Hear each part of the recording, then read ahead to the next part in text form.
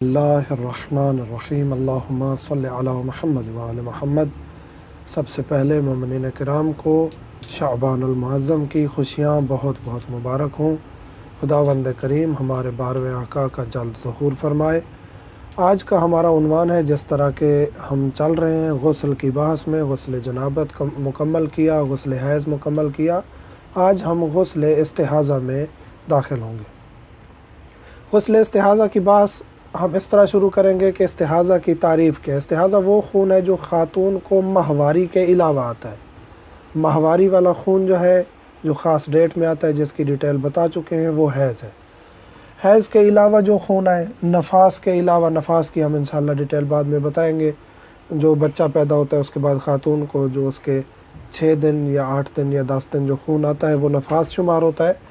اس کے بعد بکارت، مثلاً بچی 9 سال کی 10 سال کی جب ہوتی ہے، اس کو مثلاً کہ ماہواری سے پہلے یا جب بھی مثلاً کہ لڑکی کو اس کو چوٹ لگ جاتی ہے یا گر جاتی ہے تو اس کی بکارت ٹوٹ جاتی ہے، تو اس کو یہ پتہ نہیں چلتا کہ میرا یہ خون کون سا ہے۔ تو جب وہ چیک کرتے ہیں تو پتہ چلتا ہے کہ یہ بکارت ٹوٹ گئی ہے، تو وہ بھی استحاضہ شمار نہیں ہوگا۔ ان کے علاوہ جو خون مثلاً کہ زرد آتا ہے، جلن کے علاوہ آتا ہے، اور ماہواری کے علاوہ 10 دن آئے، 5 دن آئے، 1 دن آئے، 2 گھنٹے آئے، 20 دن آئے، مسلسل لگاتار آئے، اس کی کوئی لیمٹ نہیں ہے، نہ کم سے کم نہ زیادہ سے زیادہ، اس کو استحاضہ کہیں گے۔ استحاضہ کے 3 قسمیں ہیں، یا قلیلہ ہوگا، یا متوسطہ ہوگا، یا کثیرہ ہوگا۔ قلیلہ کیا ہے؟ قلیلہ یہ ہے کہ آپ نے جو روئی رکھی ہے، جو خاتون نے روئی رکھی ہوتی ہے یا پیڈ رکھا ہوتا ہے، پہلے روئی رکھی جاتی ہے پھر پیڈ رکھا جاتا ہے، اس کی اوپر والی سطح کو جو خون لگ جاتا ہے وہ قلیلہ ہوتا ہے، یعنی اندر روئی کے اندر داخل نہ ہو، تو یہ قلیلہ ہے۔ قلیلہ کا حکم کیا ہے کہ ہر نماز کے لیے خاتون وضو کرے گی اور روئی تبدیل کرنے کی ضرورت نہیں ہے۔ مثلاً ابھی روئی رکھی ہے تو ایک ہی روئی کے ساتھ مسلسل 2-3 نمازیں پڑھ سکتی ہے، اور چاہے وہ نماز نافلہ ہی کیوں نہ ہو۔ مثلا خاتون کہتی ہے کہ میں قضا نماز پڑھنا چاہتی ہوں، اور ابھی تو میں نے وضو کیا ہے، اور یا میں نافلہ نماز ادا کرنا چاہتی ہوں، مثلا ظہرین کی، مغربین کی، تو ہر نماز کے لیے خاتون وضو کرے گی قلیلہ، استحاضہ قلیلہ میں۔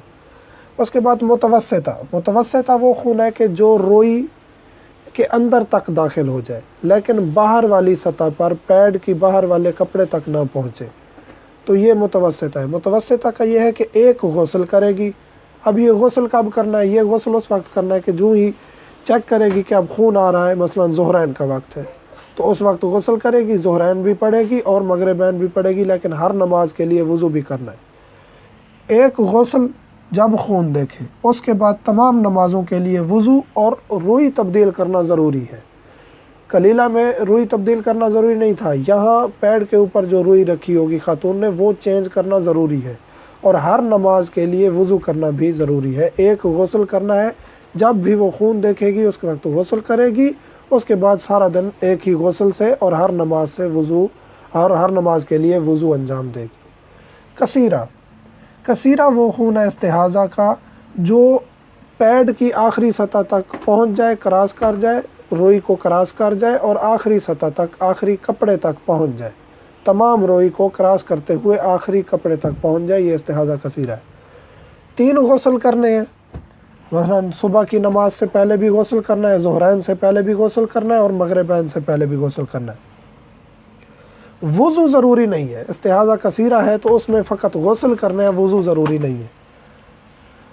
کثیرہ میں روزہ رکھنے کے لیے گزشتہ رات کا غسل ہونا بھی ضروری ہے۔ مثلا کثیرہ، استحاضہ کثیرہ ہے تو اس کے لیے 3 غسل ہیں، فجر سے پہلے، ظہرین کے لیے اور مغربین کے لیے۔ مغربین جو ہوتی ہے وہ مغرب کے بعد ہوتی ہے، اس کے لیے غسل کرنا ضروری ہوتا ہے۔ اگر اس نے غسل نہیں کیا، مثلا مغربین ہی نہیں پڑھی، تو اب آگے دن والا روزہ رمضان شریف ہے تو اگلے دن کا روزہ نہیں رکھ سکتی، اللہ کہ پہلے وہ غسل کرے، غسل استحاضہ کثیرہ۔ اب مسجد میں داخل ہو سکتی ہے۔ استحاضہ والی خاتون تقریباً پاک خاتون کے برابر شمار ہوتی ہے، وہ مسجد میں بھی داخل ہو سکتی ہے، قرآن مجید کی تلاوت بھی کر سکتی ہے، لیکن طہارت سے پہلے قرآن کریم کو چھو نہیں سکتی۔ مثلا اس کا حکم کیا ہے؟ طہارت کرے، وضو اگر اس کا وظیفہ ہے وضو کرے، غسل وظیفہ ہے وہ کرے، اس کے بعد وہ قرآن کریم بھی اٹھا سکتی ہے، چھو سکتی ہے، یعنی وہ پاک خاتون کی طرح ہے۔ اور ان سب کے لیے جو ہے نا، ان سب کا احکام اس وقت واضح ہوں گے جب وہ یہ ہے کہ ہر نماز سے پہلے چیک کرنا ضروری ہے۔ ہر نماز سے پہلے خاتون چیک کرے گی، روئی رکھ کے چیک کرے گی کہ میرا وظیفہ قلیلہ والا ہے یا متوسطہ والا ہے یا کثیرہ والا ہے۔ یہ ہر نماز سے پہلے چیک کرنا ضروری ہے استحاضہ والی خاتون کے لیے۔ جب یہ چیک کرے گی اس کے بعد کلیئر ہوگا کہ اس کا وظیفہ کیا ہے اور اس کے مطابق انجام دے گی تو اس کے اعمال ٹھیک ہوں گے۔ اور جو بھی مومنین کے سوالات ہیں واٹس ایپ نمبر دیا جاتا ہے، ہم حاضر خدمت ہیں۔ والحمدللہ۔